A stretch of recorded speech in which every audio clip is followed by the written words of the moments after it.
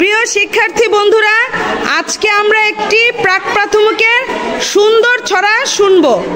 আর এই ছড়াটি আবৃত্তি করে শোনাবে আমার প্রাক প্রাথমিকের নতুন নতুন ছোট্ট সোনামণিরা।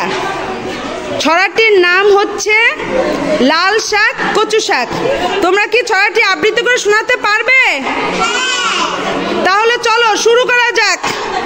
লাল শাক কচু শাক, ফুলকপি খাই, লাউ আর শিম খেয়ে বড় মজা পাই, মিষ্টি কুমড়া খাই, আরো খাই শসা, টুকটুকে লাল গেছে খেতে পারে মজা, করলা তেতো লাগে তাও খেতে হয়, টমেটো কত গুণ জানো নিশ্চয়।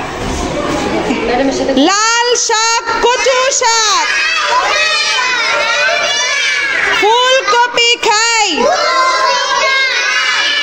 লাউ আর শিম খেয়ে বড় মজা পাই, মিষ্টি কুমড়া খাই, আরো খাই শসা, টুকটুকে লাল গাজর খেতে ভারী মজা, করলা তেতো লাগে তাও খেতে হয়, টমেটোর কত গুণ জানো নিশ্চয়। তোমাদেরকে অসংখ্য অসংখ্য ধন্যবাদ এত সুন্দর একটি কবিতা আবৃত্তি করে শোনানোর জন্য।